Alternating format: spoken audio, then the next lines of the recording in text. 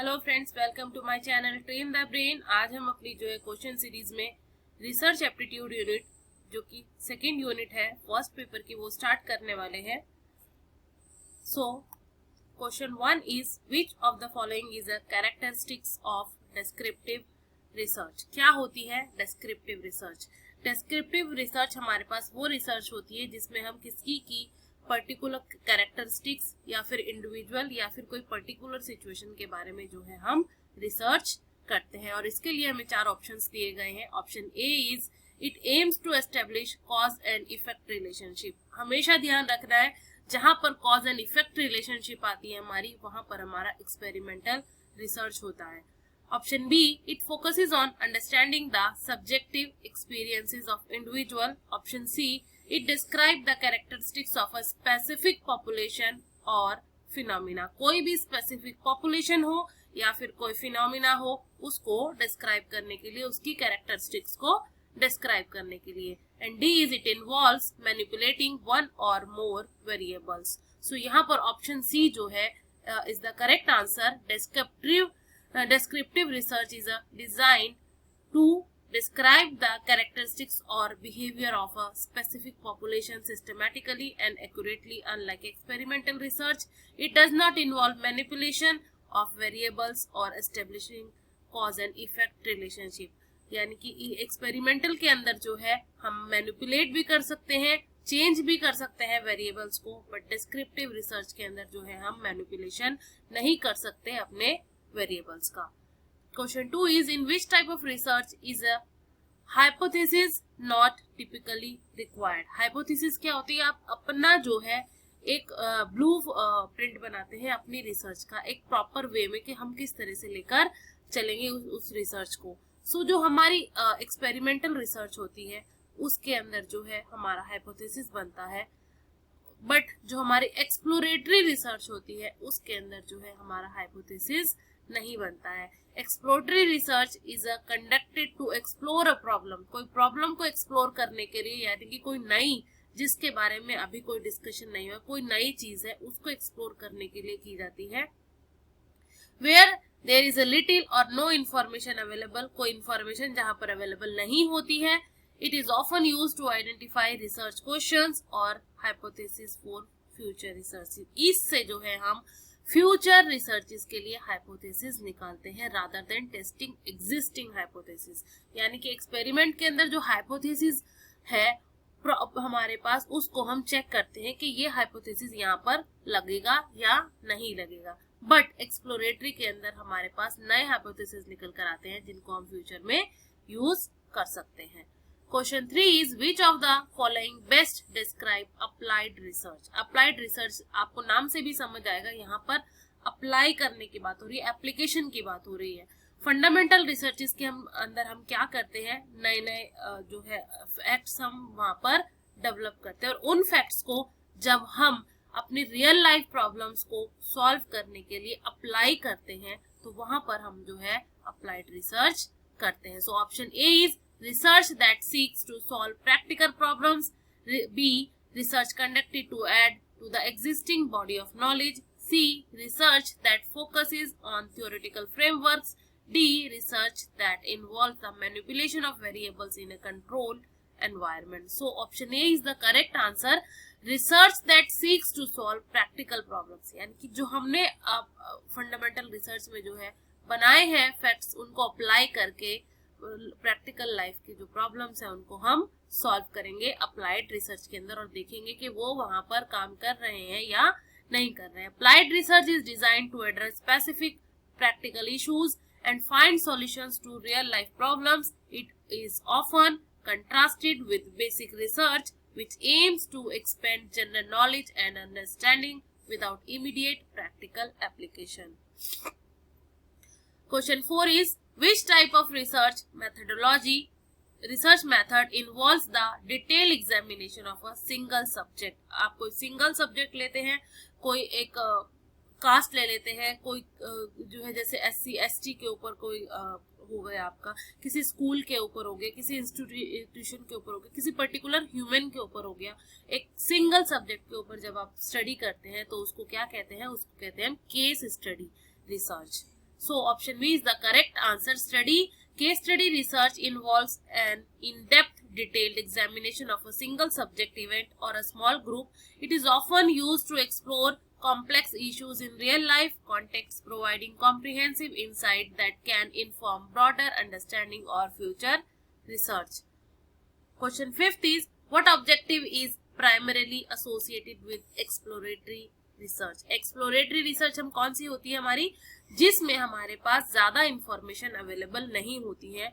For example जैसे NEP है, अभी हम उसको इम्प्लीमेंट कर रहे हैं और हम चेक करेंगे कि NEP के अंदर ये चीज यहाँ पर आई थी, ये इम्प्लीमेंटेशन हुआ था, ये यहाँ पर सही से काम हो रहा है या नहीं हो रहा है. हमारे पास कोई इंफॉर्मेशन पुरानी नहीं है, हम सिर्फ और सिर्फ देखने के लिए जा रहे हैं. तो वहां पर हम एक्सप्लोर करेंगे चीजों को और वो रिसर्च होगी हमारी exploratory research. So option A is to test hypothesis and theories, B to provide insights and understanding of complex issues, to determine the cause and effect relationships, D to assess the effectiveness of interventions. So option B is the correct answer, to provide insight and understanding of complex issues.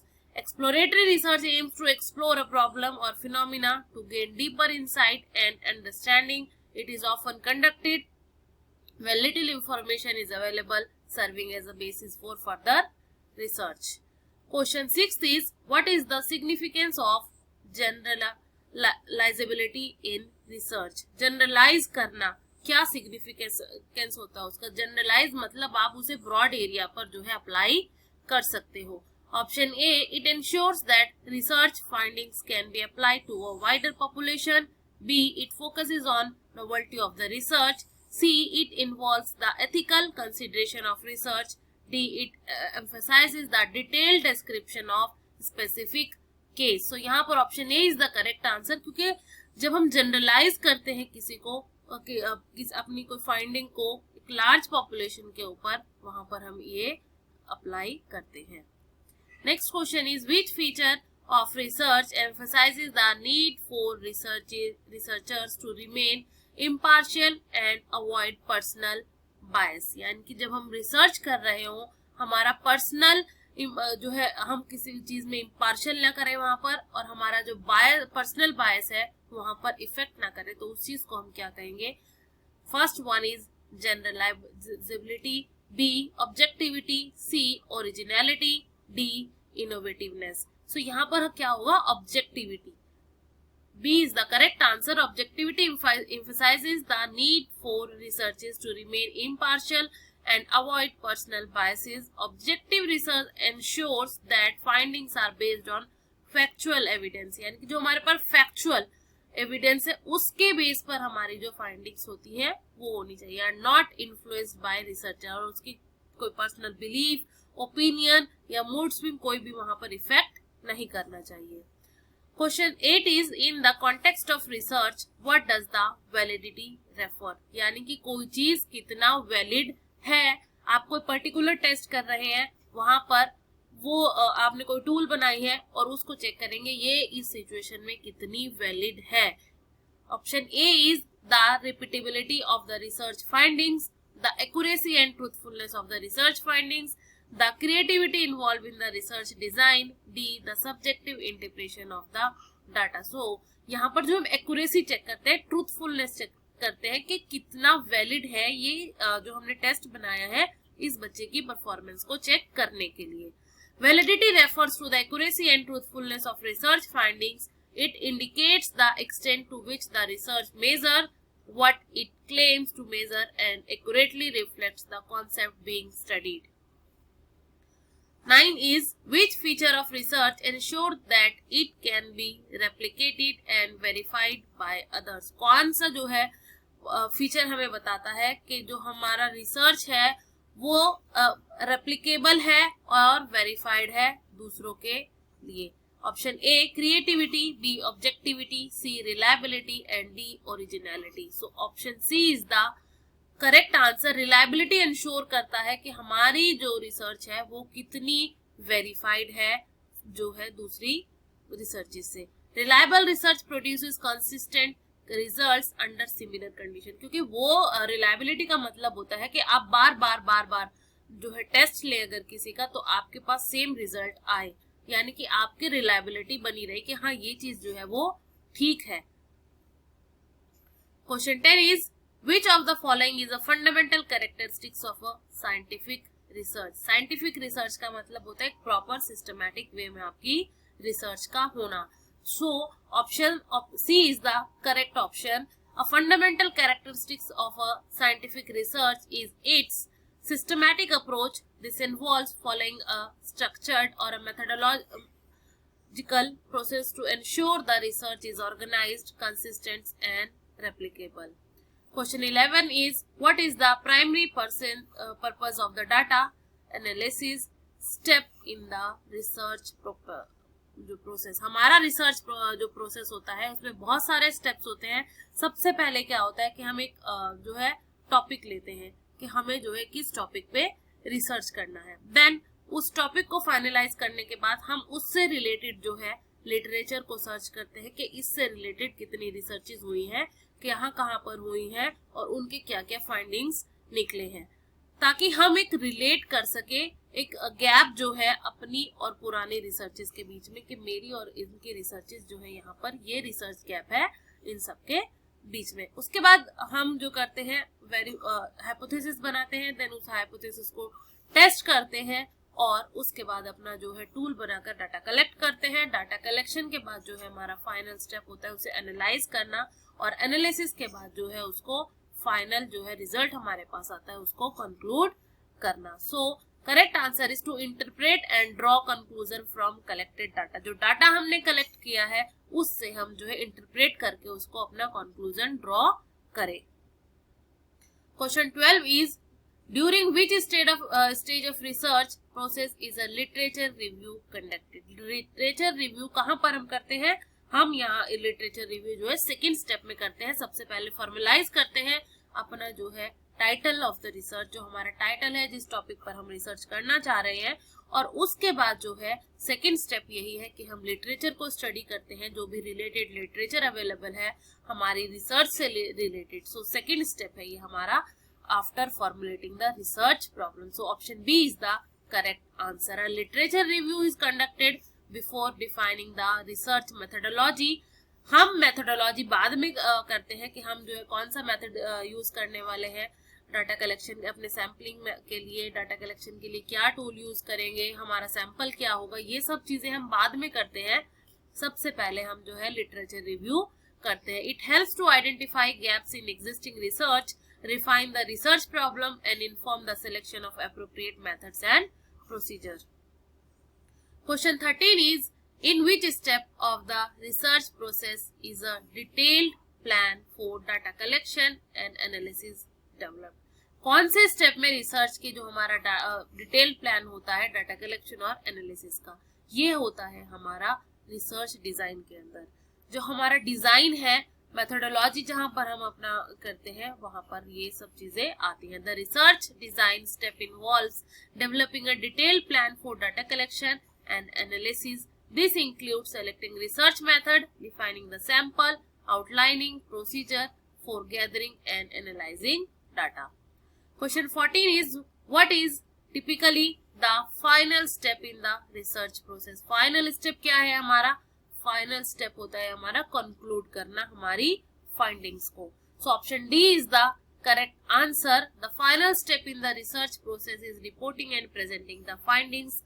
This involves writing a research report or a paper, creating presentations and sharing the result with academic community और other stake holders. जिनके अंदर आप कर रहे हैं अपनी research, उनके सामने जो है प्रेजेंट करना, जो वहाँ पर स्टेक होल्डर्स हैं, जो भी हैं कम्युनिटी है, उन सबको जो है अपने रिजल्ट से जो है रूबरू कराना कि ये जो है हमारी फाइंडिंग्स निकल कर आई हैं इस रिसर्च से related. Next question is in the context of research paradigm which of the following paradigm is most closely associated with quantitative research. हमारे पास दो तरह की रिसर्चेज होती है, quantitative and qualitative.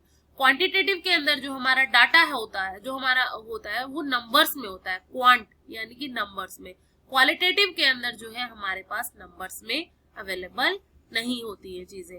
So option B is interpretivism, B constructivism, C. Positivism. D. Phenomenology. So answer C is positivism. Positivism भी जो है हमारा वो क्वांटिटेटिव रिसर्च के अंदर ही होता है. ये इसी को ही इसका ही एक नाम जो है क्वांटिटेटिव रिसर्च का हमारा पॉजिटिविज्म भी हम इसको कह सकते हैं, और क्वालिटेटिव को हम जो है पोस्ट पॉजिटिविज्म के नाम से भी जानते हैं. Qualitative research is closely associated with the positivist paradigm which emphasize objectivity, measurement and the testing of hypotheses through empirical and statistical means. Positivism seeks to uncover generalizable laws that explains phenomena. So positivism के अंदर हम वो सारी चीजें करते हैं जो हम क्वांटिटेटिव रिसर्च के अंदर करते हैं. So ये दोनों जो है इसलिए आपस में एक दूसरे से रिलेट करती है, इनको हम जो है सेम लेकर चलते हैं. Question 16 is which of the following statement is true about qualitative research? So qualitative के अंदर जो है हमारे पास numbers में नहीं होती है चीजें. It primarily uses numerical data and statistical analysis. B. It aims to generalize findings to larger population. C. It seeks to understand the deeper meaning of human experiences.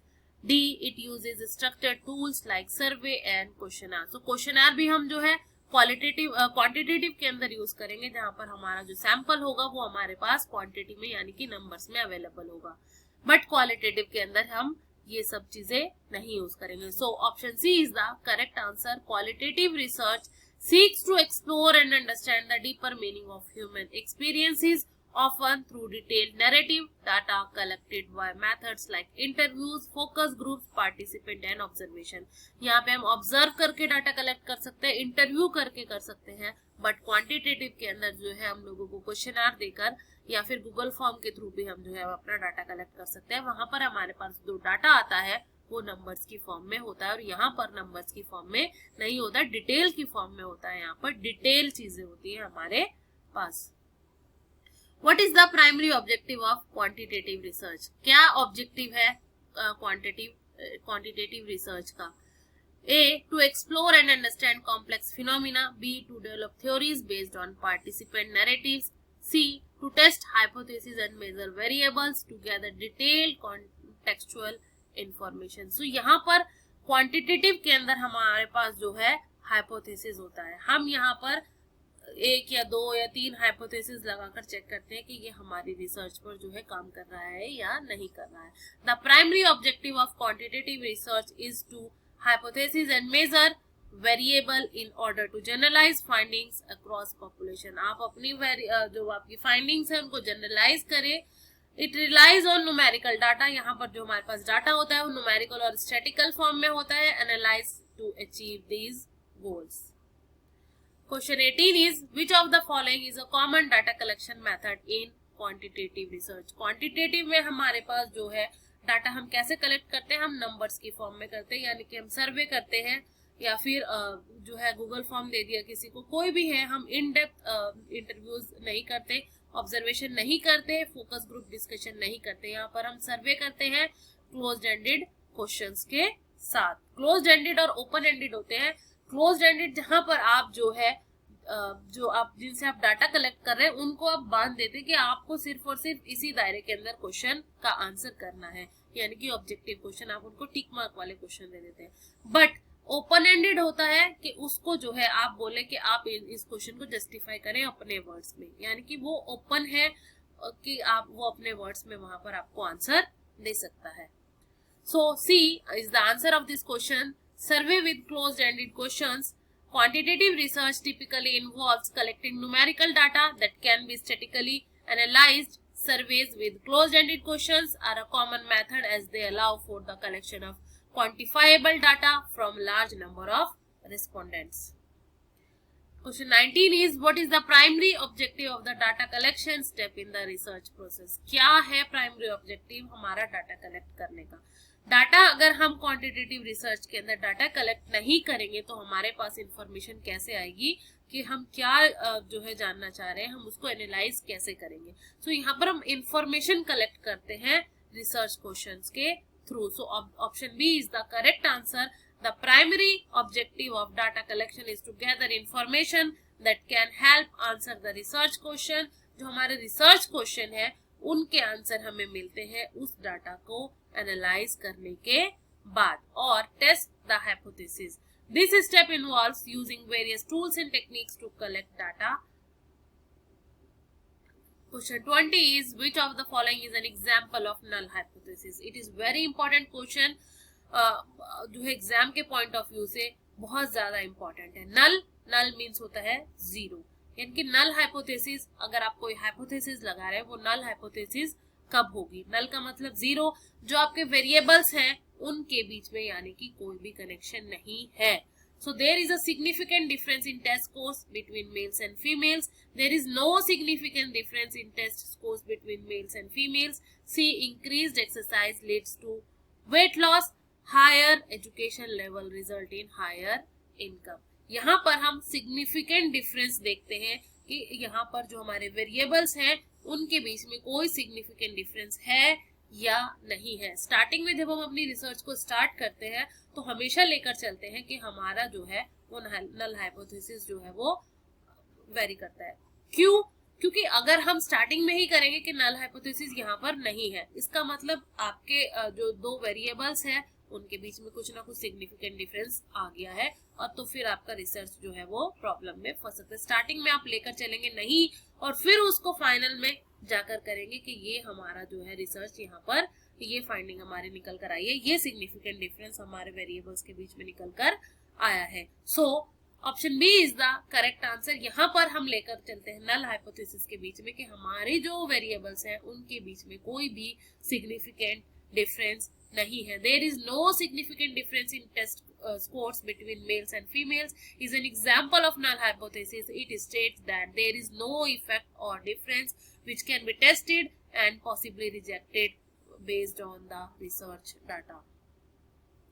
Question 21 is when conducting a hypothesis test, what does it mean if the null hypothesis rejected? यानी कि अगर last में आपका जो है null hypothesis reject हो जाता है, यानी कि कोई आपका जो है सिग्निफिकेंट डिफरेंस आ जाता है आपके वेरिएबल्स के बीच में, तो उसका क्या मतलब है? Option A, the alternative hypothesis is proven true. B, there is a sufficient evidence to support the alternative hypothesis. C, the research study is invalid. D, the null hypothesis is true. So option B जो है यानी कि उस significant जो आपका है alternate hypothesis है उसके सपोर्ट में आपके पास कोई और एविडेंस, कोई और हाइपोथेसिस आ गया है, तो इसलिए जो है आपका नल हाइपोथेसिस रिजेक्ट हो जाता है। If the null hypothesis is rejected it means there is significant evidence to support the alternative hypothesis, यानी कि इस जो आपका अल्टरनेट हाइपोथेसिस जो आपने यूज किया है अपनी रिसर्च के अंदर उसके सपोर्ट में आपके पास कोई चीज, कोई एविडेंस आ गया है, इसलिए आपका जो है नल हाइपोथेसिस यहाँ पर रिजेक्ट होता है। This suggest that the observed effect और difference is statistically significant and not likely due to random chance. Question 22 is which research paradigm emphasize the use of hypothesis and testing them through controlled experiment।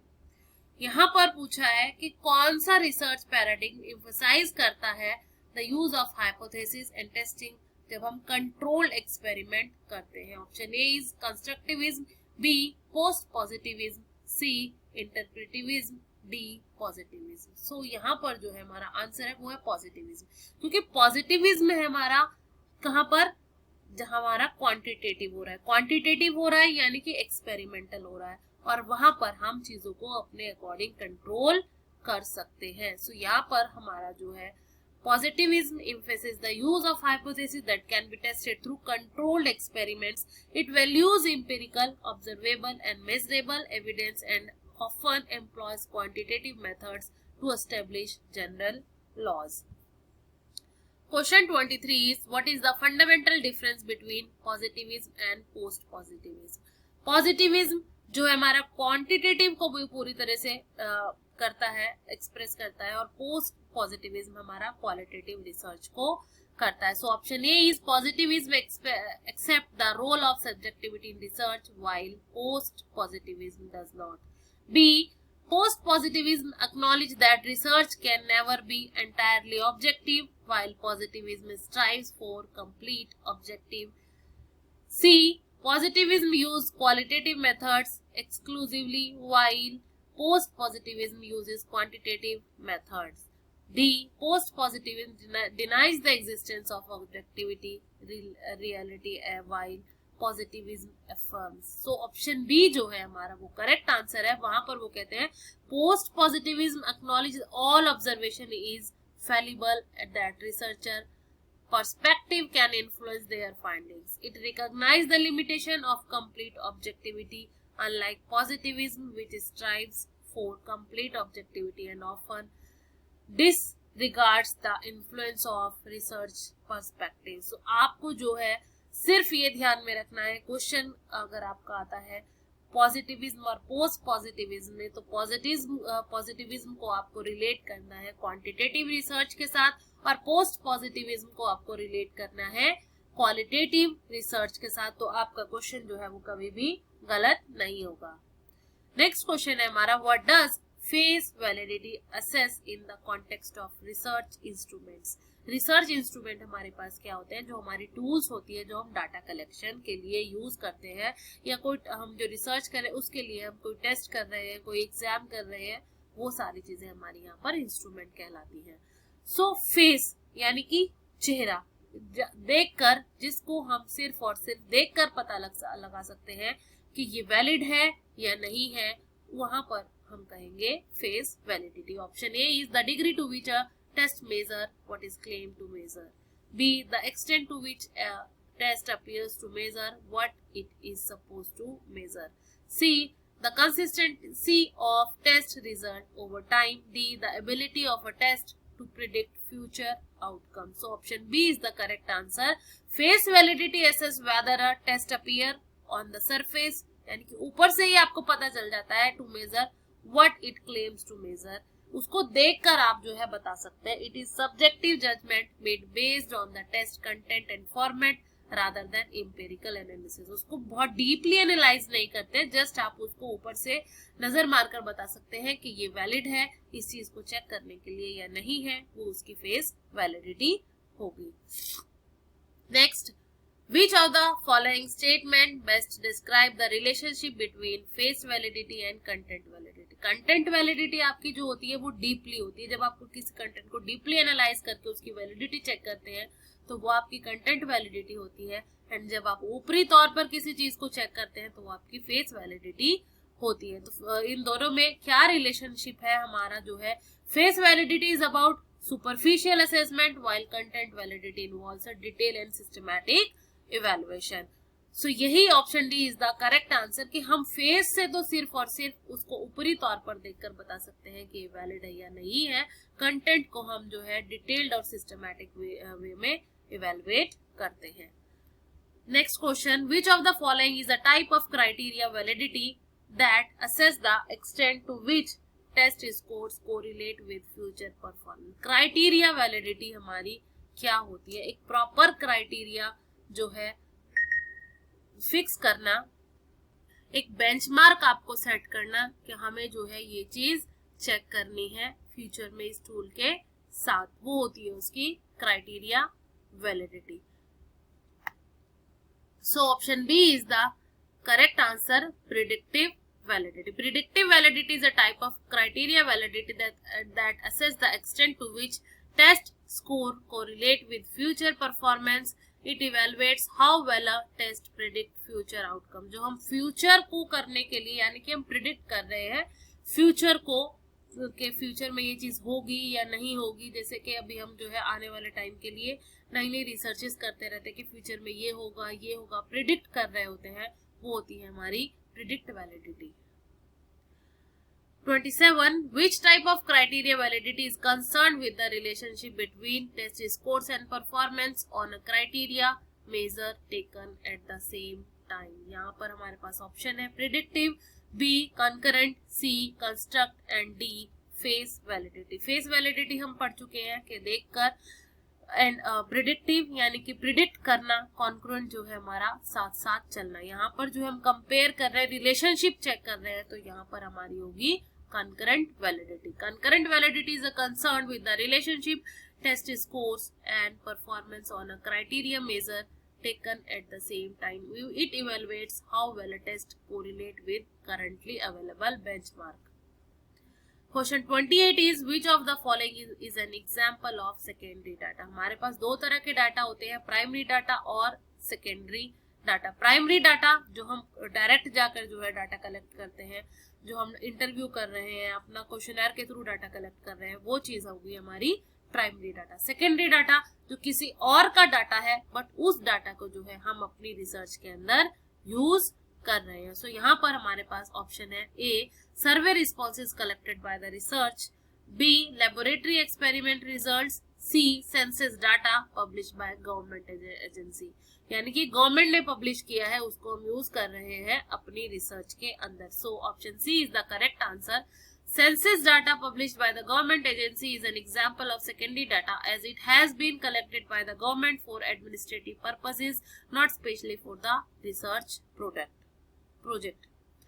Question 29 is which type of data is used to categorize or classify object or individuals into groups. जब हम groups में करते हैं data को, कोई जो है data collect कर रहे हैं हम छोटे ग्रुप्स बनाकर, वहां पर हमारा कौन सा होता है. A ordinal, B nominal, C ratio and D are the interval. तो यहाँ पर ग्रुप्स में जब हम कर देते हैं यानी कि 10 to 20, 20 to 50, वो डाटा होता है हमारा nominal data. Nominal data is used to categorize और क्लासिफाई ऑब्जेक्ट्स और individuals into groups with no inherent order. कोई हमारे पास इनहेरेंट ऑर्डर नहीं होता है.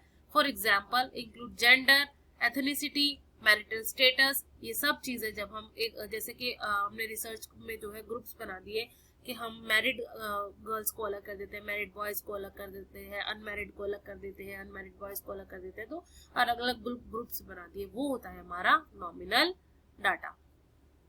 What is the characteristics of qualitative data. Qualitative में हमारे पास नंबर्स की फॉर्म में जो है हमारा डाटा नहीं होता है. सो ये जो है हमारे पास डिटेल्ड फॉर्म में होता है. A it can be measured on a continuous scale, B it consist of numerical values, C it is subjective and descriptive in nature and D it is used to calculate average and percentage. तो ये हमारा subjective और descriptive यानी कि detail में हमारे पास होता है. Qualitative data consist of non numerical information that is subjective and descriptive in nature. It is often obtained through methods like interviews, observation और open-ended survey. यानी कि हम यहाँ पर subjective questions भी पूछ सकते हैं, objective questions नहीं पूछकर. सो यहाँ पर जो है आज हमने 30 क्वेश्चंस जो है अपने रिसर्च एप्टीट्यूड के कंप्लीट किए हैं और 30 जो है हम नेक्स्ट क्लास में अपनी कंप्लीट करेंगे. मैंने ट्राई किया है कि जो है मैं फुल यूनिट जो है रिसर्च एप्टीट्यूड की यहाँ पर कंप्लीट करूँ. फिर भी अगर आप लोगों को जो है कोई डाउट रहता है तो आप मेरे कमेंट सेक्शन में जाकर अपने डाउट्स को क्लियर कर सकते हैं, पूछ सकते हैं. आई होप आप लोगों को ये क्लास अच्छी लगी हो. अगर क्लास अच्छी लगी है प्लीज मेरे चैनल को लाइक करें, शेयर करें, सब्सक्राइब करें ताकि मुझे और ज्यादा मोटिवेशन मिले इस तरह की और क्लासेस बनाने का जो आपके एग्जाम्स में आपके लिए यूजफुल रहे. Thank you.